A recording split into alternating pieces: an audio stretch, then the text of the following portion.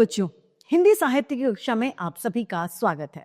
हिंदी साहित्य की कक्षा 6 का अध्याय संख्या 12 नीलू को आज हम पढ़ने जा रहे हैं। हिंदी साहित्य हमें सिर्फ भाषा यानी बोली नहीं सिखाता, अपितु जीवन जीने की कला, उसके महत्व तथा मूल्यों से भी हम सभी को अवगत कराता है। तो आइए इस अध्याय को शुरू करते हैं। यह है अध्याय संख्या 12 नीलू। पहले हम पाठ परिचय जानेंगे। पाठ परिचय से पता चलता है कि इस पाठ में लेखिका के पालतू कुत्ते नीलू पर यह कहानी आधारित है। पाठ में लेखिका ने लूसी और उसके बेटे नीलू से जुड़े अपने अनुभवों को बहुत सहज और सरल रूप में प्रस्तुत किया है। उन दोनों की सहायता और विवेकशीलता आपके मन को छू लेगी। इस रचना में एक कुत्ते का मनुष्य और अन्य जीव जंतु से प्यार, चिंता, दयालुता का बड़ा ही सुंदर वर्णन आपको देखने को मिलता है। आइए इस सुंदर से पाठ को शुरू करते हैं। नीलू की कथा यानी नीलू की कहानी उसकी माँ की कहानी से इस प्रकार जुड़ी है कि एक के बिना दूसरी अधूरी रह जाती है। उसकी अल्सेशियन यानी जो कुत्तों की प्रजाति होती है उसमें से एक प्रजाति का नाम है अल्सेशियन। वो अल्सेशियन माँ उत्तरायण में लूसी के नाम से पुकारी जाती थी। किस नाम से? नीलू की माँ को लूसी कहा जाता था। हिरण के समान वेगवती यानी तेज चलने वाली, सांचे में ढली हुई देह जिसमें व्यर्थ कहने के लिए एक तोला मांस भी नहीं था, ऊपर काला आभास देने वाले भूरे पीताभ रोम, बुद्धिमानी का पता देने वाले काली पर छोटी आंखें, सजग खड़े हुए उसके कान और सघन रोएदार तथा पिछले पैरों के टखनों को छूने वाली लंबी पूंछ, सब कुछ उसे राजसी विशेषता देते थे। यानी कहने का मतलब यह है कि वो बहुत सुंदर दिखाई देती थी भी वह सामान्य कुत्तों से भिन्न यानी सामान्य कुत्तों से अलग थी। अल्सेशियन कुत्ता एक ही स्वामी को स्वीकार करता है, यानी उस ब्रीड की ये विशेषता होती है कि उसका एक ही मालिक होता है। यदि परिस्थितियों के कारण एक व्यक्ति का स्वामित्व उसे सुलभ नहीं होता तो वह सबके साथ सहचर जैसा आचरण करने लगता है। स्वामित्व यानी प्रभुत्व या मालिकपन। दूसरे शब्दों में आदेश किसी का नहीं मानता है, यानी वो सिर्फ एक ही व्यक्ति के ऑर्डर्स फॉलो करता है, दूसरों को वो नहीं मानता, लेकिन सबके प्यार और अनुरोध यानी विनती की रक्षा में तत्पर हमेशा रहता है। लूसी की स्थिति भी स्वच्छंद सहचरी के समान हो गई थी। स्वच्छंद यानी स्वतंत्र, फ्री, सहचरी के समान हो गई थी। उत्तरायण में जो पगडंडी दो पहाड़ियों के बीच से मोटर मार्ग तक जाती थी, उसके आखिर में मोटर स्टाम्प पर एक ही दुकान थी जिसमें आवश्यक खाद्य सामग्री प्राप्त होती थी, यानी खाने पीने की जो सामग्री होती है वो मिलती थी। शीतकाल यानी ठंडी के दिनों में यह दो पर्वतीय भित्तियों के अंतराकाल बर्फ से भर जाता था। उसमें पगडंडियों के अस्तित्व का चिन्ह भी शेष नहीं रहता था, यानी अब बर्फ पड़ जाती थी तो वो रास्ता बंद हो जाता था। तब दुकान तक पहुंचने में असमर्थ उत्तरायण के निवासी लूसी के गले में रुपए और सामग्री की सूची, एक बड़ा अंगूछा या चादर बांधकर उसमें सामान लाने का अनुरोध करते थे। यानी अब उस कुत्ते को क्या करते थे, उसके गले में थैला बांध देते थे और पैसे और सामान की लिस्ट भी दे देते थे। वो जाता था और वहां दुकान से सामान लाकर लोगों को दे देता था। वंश परंपरा से बर्फ में मार्ग बना लेने की सहज चेतना के कारण वह सारे व्यवधान पार कर यानी सारी बाधाओं को पार करके वो दुकान पहुंच जाया करती थी। दुकानदार उसके गले से कपड़ा खोलता, रुपए, सूची आदि ले लेते और उसके बाद में सामग्री का गट्ठर उसके गले या पीठ पर उसके साथ में बांध देता था और लूसी सारे बोझ के साथ बर्फीला रास्ता पार करती हुई कुशलता के साथ यानी सही सलामत वापस लौट आया करती थी, यानी सामान लाकर लोगों को दे दिया करती थी। कभी कभी दिन यानी किसी दिन उसे कई बार आना जाना पड़ता था, यानी बार बार वो इस काम को करती थी। कभी चीनी मंगवाई और चाय रह गई, कभी आटा याद रहा और आलू भूल गए। पर लूसी को मंगवाने वालों के भुलक्कड़पन से कोई शिकायत कभी नहीं रही। यानी वो इस बात का कभी बुरा नहीं मानती थी कि लोग क्यों भूल जाते हैं, मुझे बार बार क्यों जाना पड़ता है, उससे कोई फर्क नहीं पड़ता था। गले में कपड़ा बांधते ही वह तीर की तरह दुकान की दिशा में चल देती थी। जैसे उसके गले में कपड़ा बांधते थे, वो फौरन दौड़ के दुकान की तरफ चली जाया करती थी। उसकी तत्परता के कारण, यानी उसकी काम करने के कारण, मंगवाने वालों को भूलने की प्रवृत्ति यानी भूलने की आदत बढ़ती जा रही थी, क्योंकि वो हर किसी का काम कर देती थी, किसी के लिए मना नहीं था। एक दिन किसी अधिक ऊंचाई पर उसके पर्वतीय ग्राम से बर्फ में भटकता हुआ एक भूटानिया कुत्ता दुकान पर आ गया। कौन आ गया? एक भूटानिया कुत्ता दुकान पर आ गया और लूसी से उसकी दोस्ती हो गई, मैत्री हो गई। उन दोनों की आकृति भी वही भिन्नता थी जो एक तराशी हुई सुडौल मूर्ति और अनपढ़ शिलाखंड यानी एक बर्फ के खंड की होती है। परंतु दुर्दिन के साथी होने के कारण वे सहचर हो गए। क्या हो गए? साथ में रहने लगे, सहचर हो गए। उन्हीं सर्दियों में लूसी ने 2 बच्चों को जन्म देकर अपनी वंश वृद्धि की, यानी अपने वंश को अब उन्होंने बढ़ा दिया और 2 बच्चे लूसी ने अब पैदा किए। किंतु उनमें एक तो सर्दी के कारण मर गया और दूसरा अपनी ही जीवन ऊष्मा के बल पर उस ठिठुरने वाले परिवेश से जूझने लगा। यानी अब दूसरे को क्या होता था? बड़ा ठंड लग रही थी और वो कांप रहा था।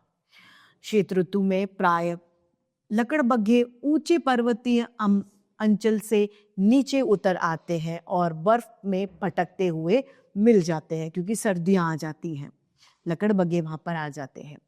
वैसे तो यह हिंसक जीव कुत्तों से ही कुछ बड़ा होता है। कैसा होता है इनका आकार? कुत्तों से थोड़ा सा बड़ा होता है, लेकिन कुत्ता इनका सबसे प्रिय खाद्य होने के कारण रक्षणीय की स्थिति में आ जाता है। यानी कुत्ता इनका सबसे फेवरेट भोजन होता है लकड़बग्घों का, इसीलिए कुत्तों का ध्यान रखना पड़ता है। सामान्य कुत्ते तो लकड़बग्घे को देखकर ही स्तब्ध और निर्जीव हो जाते हैं, यानी वो एकदम डर जाते हैं और मृत प्राय हो जाते हैं, मरे जैसे हो जाते हैं। अतः उन्हें घसीट कर ले जाने में उसे कोई भी प्रयास नहीं करना पड़ता है, उन्हें कुछ भी नहीं करना पड़ता, उन्हें ऐसे घसीट के वो ले जाते हैं। असामान्य भूटानीय या अल्सेशियन कुत्ते उनसे संघर्ष जरूर करते हैं, यानी उनसे लड़ाई लड़ते हैं, अतः अंत में पराजित ही होते हैं और वो आखिर में उनसे हार जाते हैं। 4-5 दिन के बच्चों को छोड़कर लूसी फिर दुकान तक जाने लग गई थी। एक शाम को झुटपुटे में लूसी ऐसी हो गई कि फिर लौटी ही नहीं। क्या हुई? फिर लूसी लौटी ही नहीं। हो सकता है उसे लकड़बग्घों ने शिकार कर लिया हो या कुछ भी। बर्फ के दिनों में शाम से ही सघन अंधकार घिर आता है और हवा ऐसी तुषार बोझिल हो जाती है और गंध भी वहन नहीं कर पाती। तुषार अर्थात पाला पड़ने लगता है, जो कोहरा, बहुत ठंड होती है। इसी से प्राय शीतकाल में घ्राण शक्ति के कुछ कुंठित हो जाने के कारण कुत्ते लकड़बग्घे के आने की गंध पाने में असमर्थ रहते हैं। कुंठित यानी जड़, और घ्राण शक्ति अर्थात सूंघने की शक्ति उनकी क्या होती है? कुत्तों की कम हो जाती है। इस वजह से वो लकड़बग्घों को सूंघने में असमर्थ रहते हैं और अनायास उन लकड़बग्घों का भोजन बन जाते हैं। सवेरे बर्फ पर कई छोटे बड़े पंजे तथा आगे पीछे घसीटते घसीटने के चिन्ह देखकर निश्चय हो गया कि लूसी ने बहुत संघर्ष किया, पर संघर्ष के उपरांत प्राण दिए होंगे। यानी उसने बहुत कोशिश करी होगी अपने आप को बचाने के लिए, पर फिर भी आखिर में वो मारी गई। बर्फ पर रक्त यानी खून के पनीले धब्बे ऐसे लगते थे कि मानो किसी बच्चे की ड्राइंग पुस्तिका में सफेद पृष्ठ पर लाल शाही की दवात फैल गई हो, उलट गई हो, क्योंकि लूसी का खून उस पर बहा था। लूसी के लिए सभी रोए, लेकिन जिसे सबसे ज्यादा रोना चाहिए था वो बच्चा तो अभी कुछ जानता ही नहीं था, उसका बेटा। एक दिन पहले उसने आंखें खोली थी और माँ से अधिक वह दूध का अभाव से शोर मचाने लगा। वो माँ को नहीं जानता था, लेकिन वो दूध के लिए भूखा था, इसलिए वो रोने लगा, चिल्लाने लगा।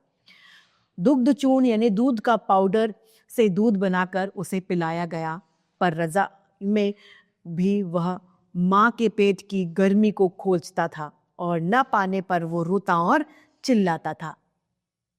अंत में हमने उसे कोमल ऊन और अधबुने स्वेटर की डलिया में रख दिया।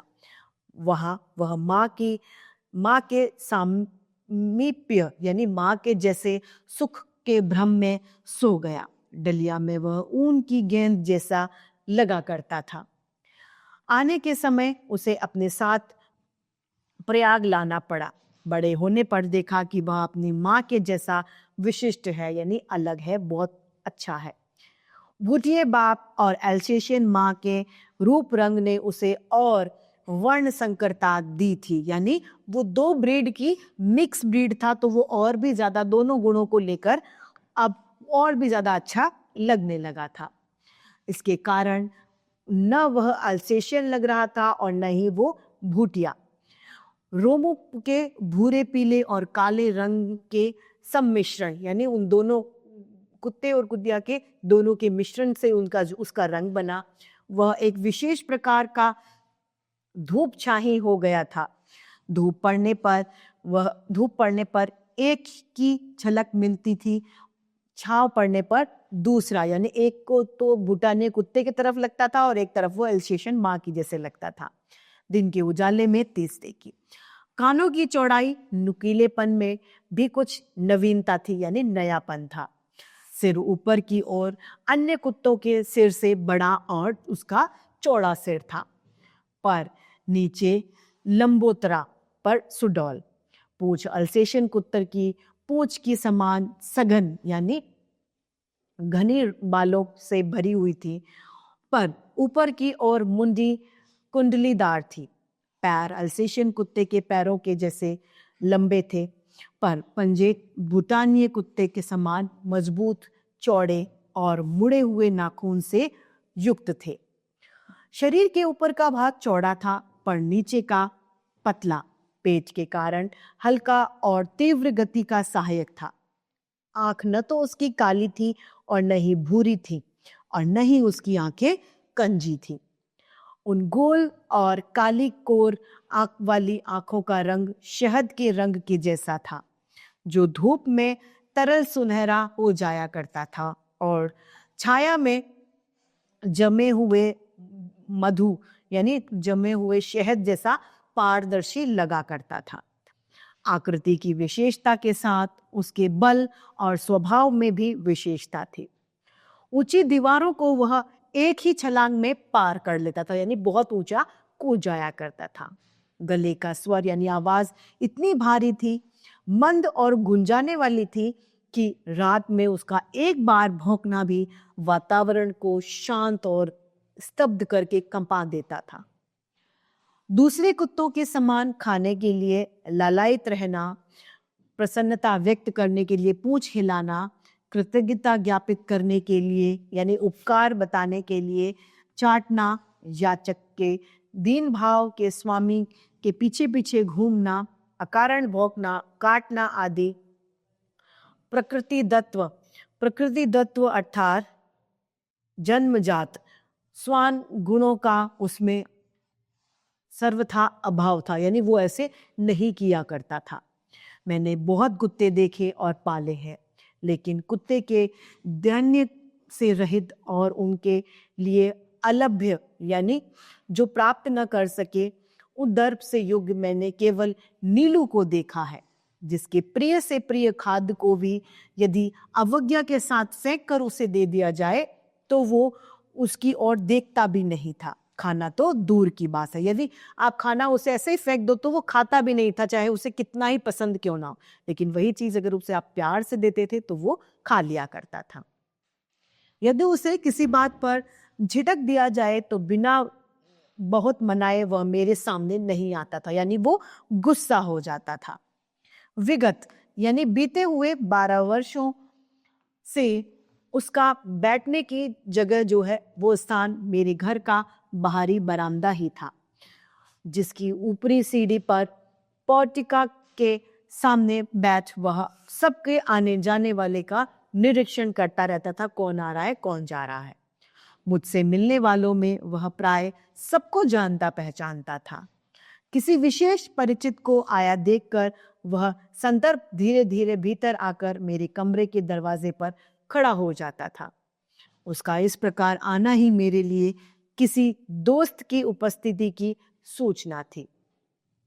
मुझसे आ रही हूं सुनने के बाद वह पुनः बाहर अपने निश्चित स्थान पर जाकर बैठ जाया करता था, यानी उस तक सूचना पहुंचाकर वो अपनी जगह पर बैठ जाता था।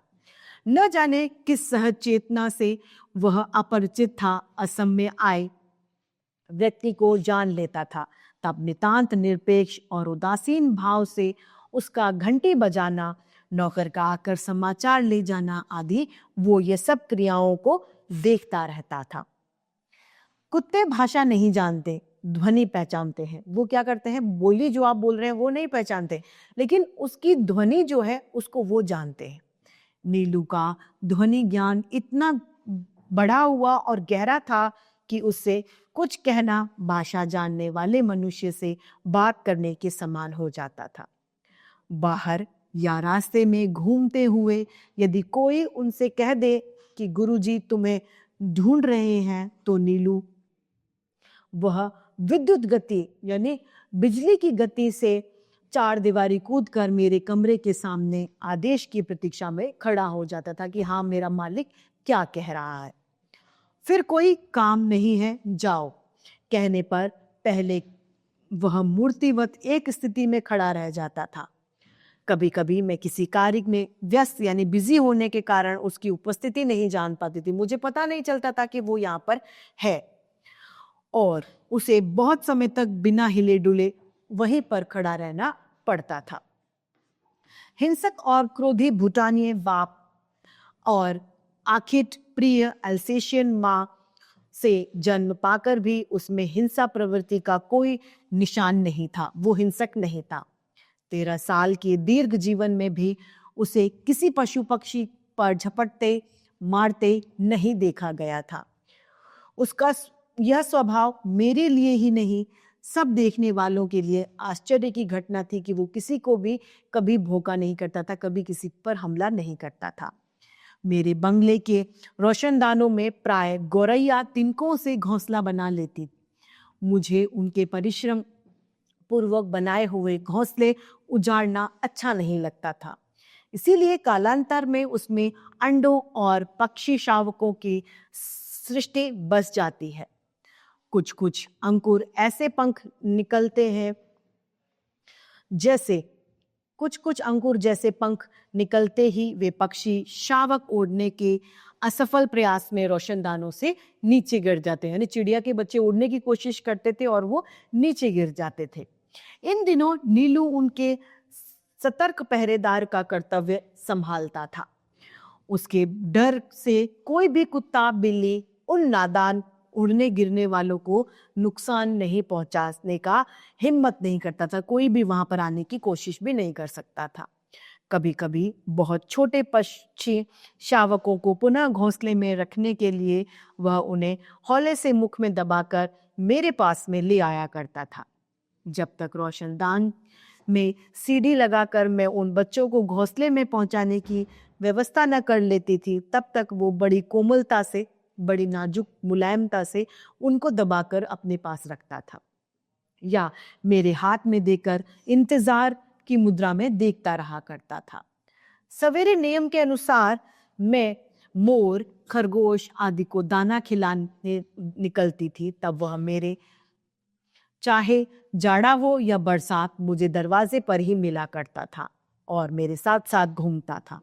पक्षियों के कमरे में 2 फुट ऊंची दीवार पर जाली लगी थी। नीलू दीवार पर दोनों पंजे रखकर खड़ा हो जाता था और अपनी गोल आंखें घुमाकर प्रत्येक कक्ष और उनमें रहने वालों का निरीक्षण परीक्षण करता था, उनकी जांच किया करता था, देखता था। उसके इस नियम से कभी व्यतिक्रम नहीं पड़ा। उसका रात का कर्तव्य भी स्वेच्छा स्वीकृति से निश्चिंत था। सबके सो जाने पर वह गर्मियों में बाहर लॉन पर और सर्दियों में बरामदे में तख्त पर बैठकर पहरेदारी का काम करता था। रात में कई कई बार वह पूरे कंपाउंड का और पशु पक्षियों का घेरा चक्कर लगाकर देखा करता था। रात चाहे उजली हो यानी चांदनी रात हो या फिर गरज रहे हो बादल, बरसात हो रही हो, चाहे आंधी चल रही हो, उसके चक्कर को विराम नहीं था, यानी वो रुका नहीं करता था। रात के सन्नाटे में यानी रात के चुप्पी में उसके मंद गंभीर स्वर से ही हम अनुमान लगा सकते थे कि वह किस कोने में पहरा दे रहा है। खरगोश धरती के अंदर सुरंग जैसे लंबे और दोनों ओर द्वार वाले बिल खोद लेते थे।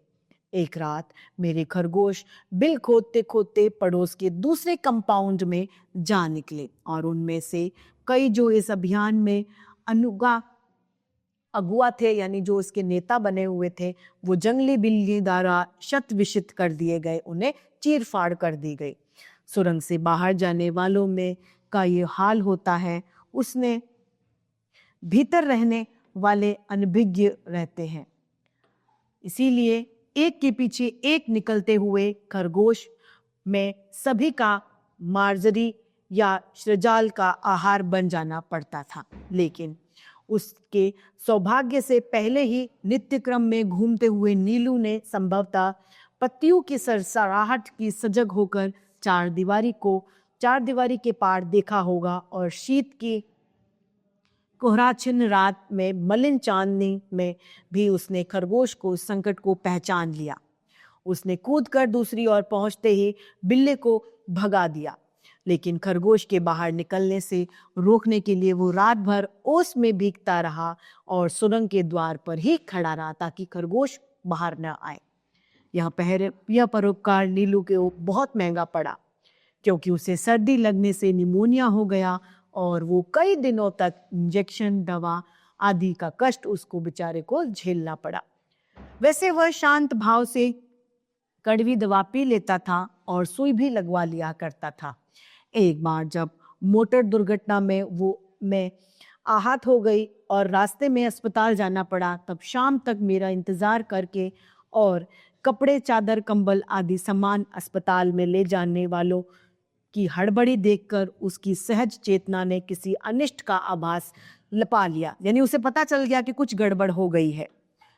जो भी हो, उस शाम को मेरे बंगले पर पहुंचा वह नीलू की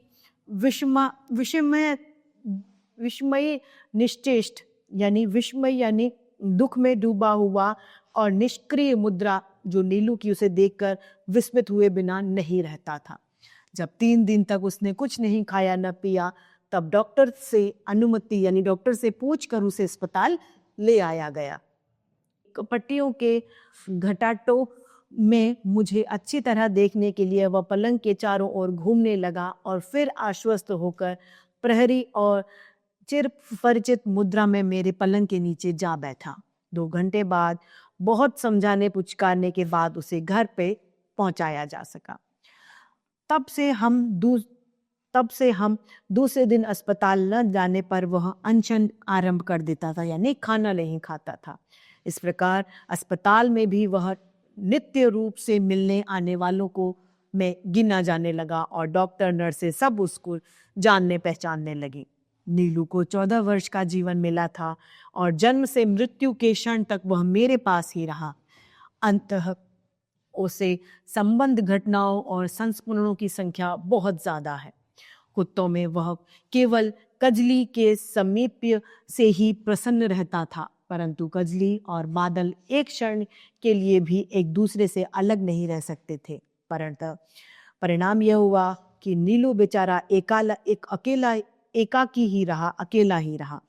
जीवन के समान उसकी मृत्यु भी दैन्य से रहित थी। कुत्तों की मौत मरना कहावत है, लेकिन नीलू के समान शांत, निर्लिप्त या अर्थात लगाव में रहने वाला भाव से कोई मृत्यु का सामना कर सके तो ऐसी मृत्यु मनुष्य को भी काम्य होगी, यानी काम ना होगी, ऐसी मृत्यु जैसी नीलू मरा था। मेरे पास अनेक जीव जंतु हैं, लेकिन जिससे बुरा मान जाने की मुझे चिंता हो, ऐसा अब कोई नहीं है। इस पाठ की रचयिता हैं महादेवी वर्मा। ये बात सच है, यदि आप किसी भी जानवर से प्यार करेंगे तो वो भी आपको, आपकी भावनाओं को जरूर समझेगा। इसी सीख के साथ हमारा ये अध्याय और आज की हिंदी साहित्य की कक्षा यही समाप्त होती है। फिर से हिंदी साहित्य की कक्षा में ऐसे रोचक अध्याय लेके आप सभी के समक्ष हम उपस्थित होते रहेंगे। आज के लिए इतना ही, फिर मिलते हैं। धन्यवाद।